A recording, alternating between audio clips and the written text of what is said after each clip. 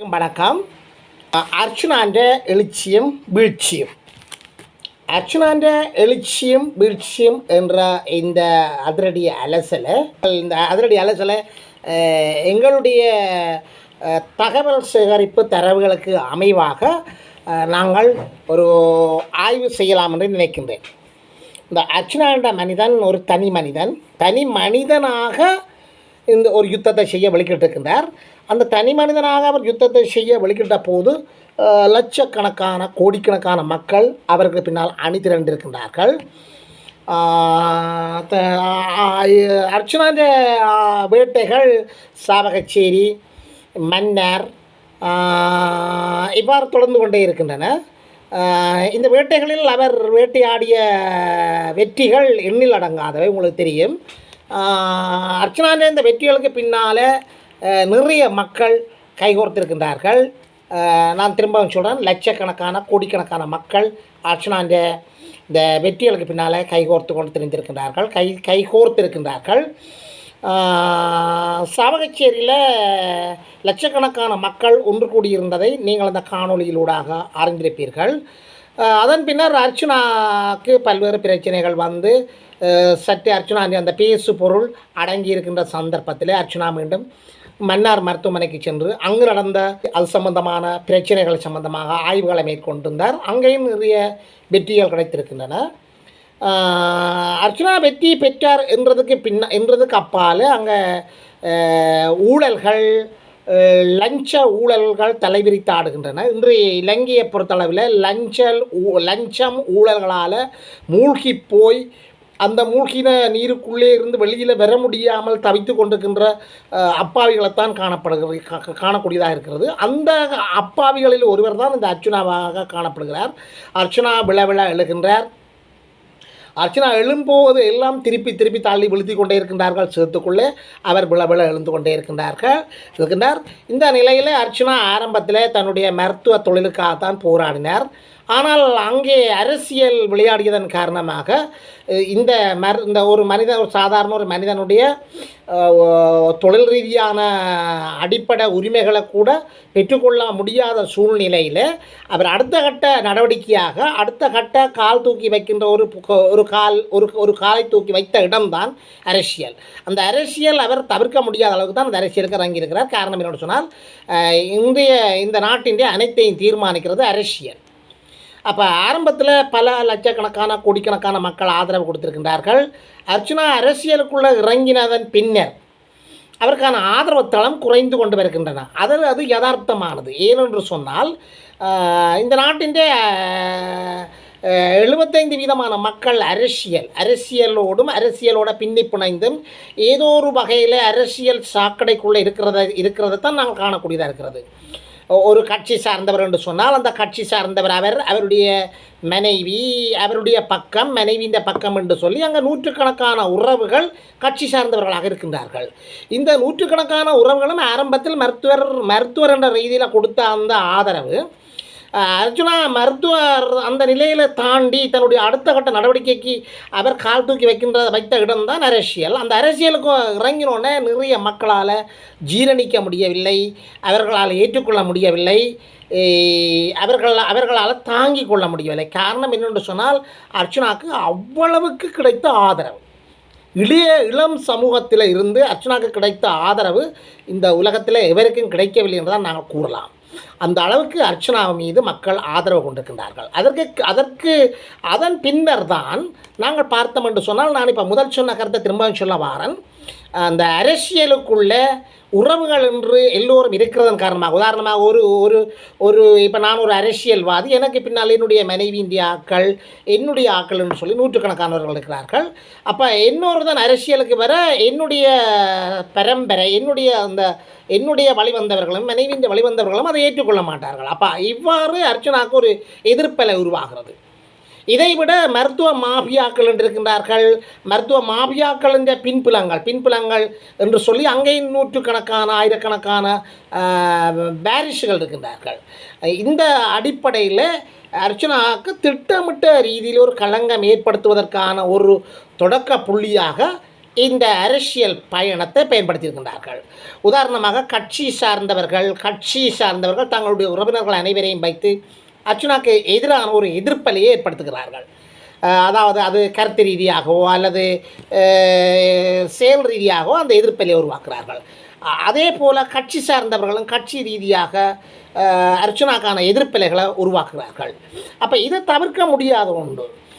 ஒருவன் ஒரு அதாவது என்னென்னு சொன்னால் காய்த்த மாமரம் தான் கல்லெறிப்படும். ஒரு மரம் காய்த்து கொண்டிருக்கின்ற போது அந்த மரத்தின் காயப்படுங்க நிறைய பேர் வருவார்கள். சாதாரணமாக ஒரு இருக்கின்ற போது அதற்கு வெறும் எறிய மாட்டார்கள். அப்போ இங்கே மரம் காய்க்க தொடங்கி விட்டுகிறது, எல்லோரும் எறிகிறார்கள். இந்த எறிந்த எறிகளிலிருந்து அந்த மரம் காய்த்து பூத்து குலுங்கி பழத்தை தருகின்ற காலம் மிக விரைவில் இருக்கிறது. அந்த நேரம் இந்த எறிந்தவர்களை எல்லாம் திரும்பவும் வந்து அர்ச்சுனாட காலில் விழுகின்ற ஒரு சந்தர்ப்பம் நிச்சயமாக வரும். அதற்குத்தான் காலம் பதில் சொல்லும் என்ற கருத்தை நாங்கள் எல்லோரும் முன்வைக்கின்றோம். அப்போ இந்த அர்ச்சுனான்ற தற்போதைய வீழ்ச்சி என்று சொல்லி கருத்துக்களை பரப்புகின்ற ஆட்கள் இருக்கிறார்கள் தானே, அவர்கள் அனைவரும் மருத்துவ மாபியாக்களுக்கு பின்னால் நிற்கின்றவர்கள் ஒரு தொகுதியினர். அடுத்த தொகுதியினர் கட்சிகளுக்கு பின்னால் இருக்கின்ற அந்த பால்பிடிகள். இந்த பால்பிடிகளும் அந்த மருத்துவ மாவியாக்களுக்கு பின்னால் இருக்கிற அந்த கும்பல்களும் சேர்ந்து தான் இந்த அர்ச்சுனாக்கான ஒரு எதிர்ப்பலை உருவாக்கி விட்டதாக கருத்துக்களை முன்வைக்கிறார்கள். உண்மையிலே அவ்வாறு அல்ல நிலைமை. அன்னப்பறவையை நீங்கள் பார்த்தீர்களாயின் நீரினை நீக்கி பாலை மட்டும் அது குடிக்குமா? ஒரு பாத்திரத்துக்குள்ளே பாலும் தண்ணீரும் கலந்து வைக்கின்ற போது அந்த பாலை மட்டும்தான் அது குடிக்குமாம், அந்த நீரை விட்டுடுமாம். அந்த நிலையில் அந்த அன்னப்பறவை மாதிரி தான் இப்போ அர்ச்சுனா இருக்கின்றார். அர்ச்சுனா என்னென்று சொன்னால் சாக்கடைகளில் இருந்து வெளிவருகின்றார். அப்போ அர்ச்சுனாக்கு இப்போ ஆதரவு கொடுக்குற அத்தனை பேரும் சுத்த 22 கேரட் பவுண்ட் என்ற ரீதி என்று அழைக்கலாம் அவர்களை. அதாவது நல்லவர்கள், நேர்மையானவர்கள், ஒரு நேர்கோட்டில் ஒரு சிறு துளி கூட அசையாமல் நேராக பயணிப்பவர்கள் மட்டும்தான் இப்போ அர்ச்சுனாக்கு ஆதரவு கொடுக்கின்றார்கள். அப்போ அர்ச்சுனாக்கான இப்போ கிடைத்திருக்கின்ற ஆதரவு தளம் ஒரு தெளிவான தளம், ஒரு நேர்கொண்ட பார்வை மாதிரி ஒரு நேரான தளம் அர்ச்சுனாவுக்கு கிடைத்திருக்கிறது. அப்போ அர்ச்சுனா இதற்கு நிறைய விலை கொடுத்திருக்கின்றார்.